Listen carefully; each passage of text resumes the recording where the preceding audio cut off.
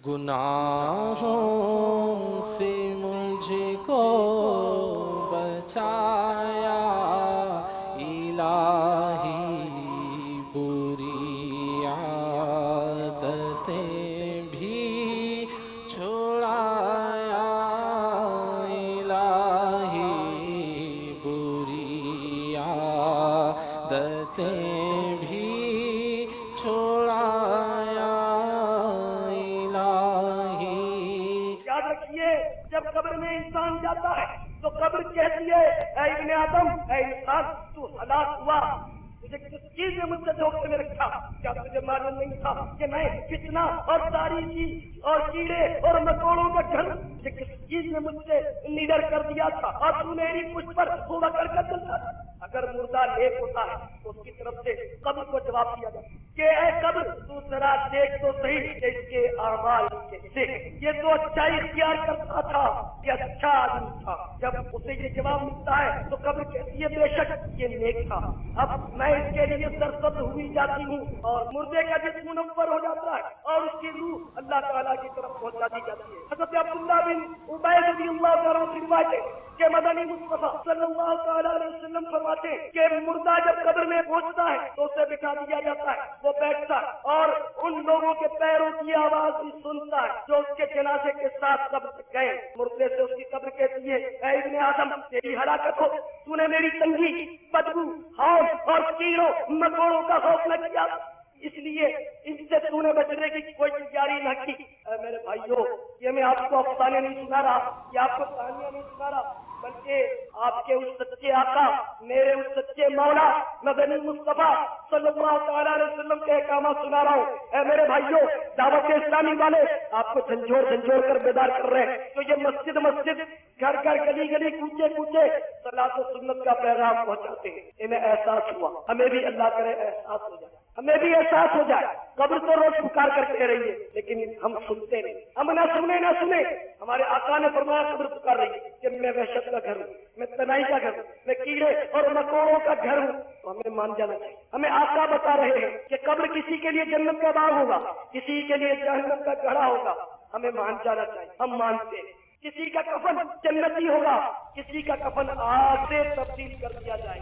نیک اعمال اچھی اچھی شکلوں میں آ کر قبر میں انس دیں گے، اور برے اعمال بری بری شکلوں میں، خوفناک شکلوں میں آ کر عذاب دیں گے۔ مثلا ہم نے گالی دی ہوتی، توبہ سے پہلے مر گئے، جس کو گالی دی، دل دکھایا، کو راضی نہیں کیا، ہو سکتا ہے وہ گالی کسی شکاری کتے کی شکل میں آپ پہنچے۔ ہم نے داڑھی منڈائی، ہو سکتا ہے کوئی تیز چھری کی شکل میں داڑھی آ جائے، صرف ہمارا چہرہ ہی کو چھیلنا شروع کر دے، معاذ اللہ، معاذ اللہ۔ ہم نے انگلش فیشن کو اپنایا اور سنتوں سے منہ موڑا، ہو سکتا ہے کہ ہمارا یہ انگلش فیشن ہمارے لیے بہت بڑے بھالے بن کر ہمارے جسم میں چبوئے جانے لگے، اللہ نہ کرے۔ تو میرے بھائیوں، موقع ہے توبہ کر لیجئے، مان جائیے، ورنہ یاد رکھیے روزانہ چوتھے آسمان سے ایک فرشتہ پکار کر کہتا ہے اے 40 برس والے، میرے کئی بزرگ جب 40 سال کی عمر والے ہیں، میں نہیں کہتا حدیث کہ فرشتہ روزانہ چوتھے آسمان سے پکار کر کہتا ہے اے 40 برس والوں، تمہاری کھیتی کاٹنے کا وقت آ پہنچا، اور اے 50 برس والوں،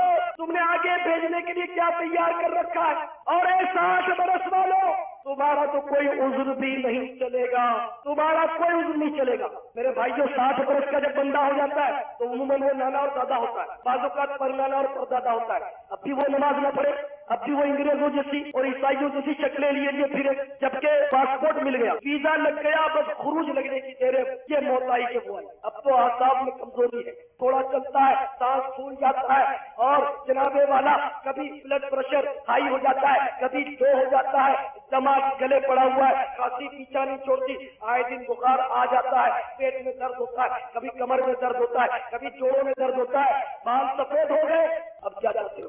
اتنی بیماریوں کے باوجود نماز شروع نہیں کرو گے؟ اتنی بیماریوں کے باوجود رسول اللہ صلی اللہ علیہ وسلم کی سنت اپنے چہرے پر نہیں سجاؤ گے؟ تمہیں شیطان کیا دے دے گا؟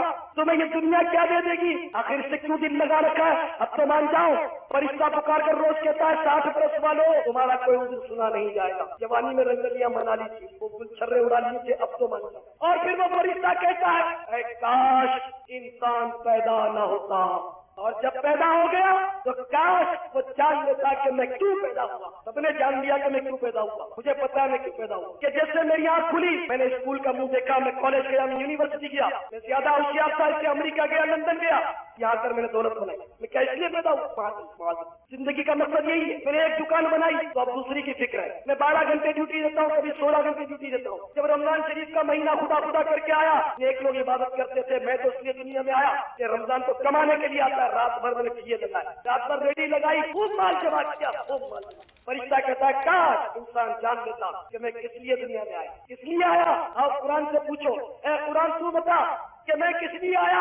قرآن کہہ رہا ہے وما خلقت الجن والانس الا لیعبدون, اور ہم نے نہیں پیدا کیا جنوں اور انسانوں کو بلکہ اپنی عبادت کے لیے. قرآن کہتا ہے کہ تو عبادت کے لیے آیا اور تو کہتا ہے میں تجارت کے لیے آیا. قرآن کہتا ہے کہ تو عبادت کے لیے آیا اور تو کہتا ہے کہ میں دولت جمع کرنے کے لیے آیا. قرآن کہتا ہے کہ تو عبادت کے لیے آیا, تو کہتا ہے میں بڑی بڑی ڈگریاں حاصل کرنے کے لیے آیا. قرآن کہتا ہے کہ تو عبادت کے لیے آیا اور تو کہتا ہے میں کرسی حاصل کرنے کے لیے آیا, کہ اس کے لیے آیا, کہ اس کے لیے آیا, میں ذرا دنیا سے کچھ حاصل کر لوں. تو کہتا ہے کہ جان بناؤ, کھاؤ پیو جان بناؤ, زندگی کا اور مقصد کیا یہ سمجھتا. غور سے سن لے بھائی, قرآن پھر تجھے مزید یاد دلا رہا ہے. محبوب تم فرما دو بے شک میری نماز, میری قربانی, میرا جینا اور میرا مرنا رب العالمین کے لیے ہے. تو کہتا ہے میرا جینا اور مرنا دنیا کمانے کے لیے, تو کہتا ہے میرا جینا اور مرنا کرکٹ اور فٹ بال کھیلنے کے لیے, تو کہتا ہے میرا جینا اور مرنا ہاکی کھیلنے کے لیے, والی بال کھیلنے کے لیے, ٹیبل ٹینس کھیلنے کے لیے تجھے کہتا ہے. لیکن اے مسلمان, اگر تو مسلمان ہے تو تجھے کہا جا رہا ہے, تیرا قرآن کہہ رہا ہے, تیرا خدا رحمان کہہ رہا ہے, محبوب تم فرما دو بے شک میری نماز, میری قربانی, میرا جینا اور میرا مرنا رب العالمین کے لیے ہے. تو کہتا ہے میرے جسم میں جان ہے, اس کی آج میں کمزور کو دبا دوں. تو کہتا ہے مجھے عہدہ ملا اس لیے میں رشوت لوں. تو کہتا ہے کہ آج میں چرب زبان ہوں تو میں اپنی چرب زبانی سے جو کم پڑھے لکھے ان کو دبا دوں, میں ان پر اپنا امپریشن ڈال دوں, میں ان کو متاثر کر لوں. تو کہتا ہے کہ آج مجھے بہت وسیع معلومات ہے, میں جاہلوں پر حاوی ہو جاؤں. تو میں اللہ عز و جل اور اس کے پیارے حبیب صلی اللہ تعالی علیہ وسلم کے احکام کی پیروی کرنی ہے. اتباع سنت میں زندگی کا مزہ اور موت کا بھی مزہ انشاءاللہ. جب ہم اتباع سنت میں زندگی گزاریں گے, سچے مومن ہوں گے تو الموت تحفۃ المومن, موت مومن کے لیے تحفہ.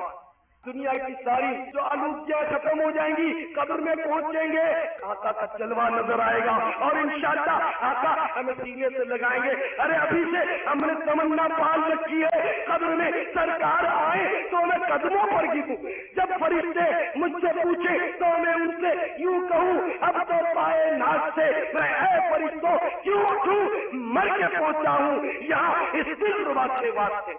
جب نمازیں پڑھیں گے ان کی سنت اپنائیں گے, ان کی حقیقی غلامی کا قلادہ اپنے گلے میں ڈالیں گے تو انشاءاللہ سرکار ہمیں اپنے سینے سے لگا لیں گے اور ہم جھوم جھوم کر کہیں گے آج پوری ہوئی دل کی حسرت, کیوں نہ جی بھر کے کر لوں زیارت قبر میں. اے فرشتوں نہ آنا, میرے سرکار آئے ہوئے ہیں. اور جب سرکار جانے لگیں گے قدموں سے لپٹ جائیں گے, رو رو کر عرض کریں گے یا رسول اللہ, دل بھی پیاسا نظر بھی پیاسی. آقا آپ کا نام سن کر جھومتا تھا, آپ کا نام سن کر انگوٹھے چومتا تھا, بڑی تمنا دیر سے تمنا کو پالا تھا, پروان چلایا تھا کہ ان قریب آپ کا جلوہ نظر آئے گا. آقا آپ کا جلوہ نظر آیا, آپ کی عید ہوئی, ہماری عید ہوئی, اور آقا وہ تڑپا کر کہاں جا رہے ہیں. آقا دل بھی پیاسا نظر بھی ہے پیاسی, کیا ایسی بھی جانے کی جلدی, ٹھہرو ٹھہرو ذرا جانے عالم ہم نے جی بھر کے دیکھا نہیں. اور انشاءاللہ سرکار اپنے جلووں سے ہماری قبر کو جنت کا باغ بنا دیں گے. اصحاب ہماری طرف نظر اٹھا کر نہ دیکھ سکے گا, آقا کرم کر دیں گے. تو بھائیوں آقا کا کرم پانے کے لیے انگریزوں سے دامن چھڑا لو, یہودیوں سے دامن چھڑا لو, ہندوؤں سے دامن چھڑا لو, فیشن سے دامن چھڑا لو. آؤ آؤ آقا کے دامن سے لپٹ جاؤ. آقا اب بھی امت پر شفقت کر رہے ہیں. اگر کوئی سچے دل سے توبہ کر لے اللہ کی رحمت کے دروازے کھلے. آج تو ویسے بھی خاص کا دروازہ رحمت کھلا ہوا ہے اور پکار پکار کر کہا جا رہا ہے آؤ گناہوں سے معافی مانگنے والوں آؤ تاکہ تمہارے گناہ بخش دیے جائیں، آؤ مغفرت کے طلبگاروں تمہیں بخش دیا جائے۔ تو میرے بھائیوں پچھلی راتی رحمت رب دی کری بلند آوازہ بخشش منگل والیاں کارن کھلا ہے دروازہ۔ تو میرے بھائیوں رحمت کے دروازے کھلے ہوئے، بخشش کی باہر لٹائی جا رہی ہے، جنت کے دروازے کھلے ہوئے، آؤ آؤ مدینے والے کے صدقے میں اللہ تعالیٰ سے ہم مغفرت کا سوال کیے گئے تھے۔ میرے اعمال کا بدلہ تو جہنم ہی تھا، میرے اعمال کا بدلہ تو جہنم ہی تھا،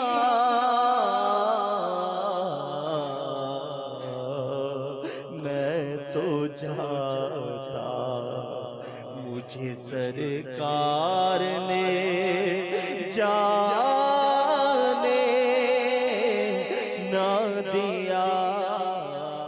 گناہوں سے مجھ کو بچایا الہی، بری عادتیں بھی چھڑایا الہی، بری عادتیں بھی چھڑایا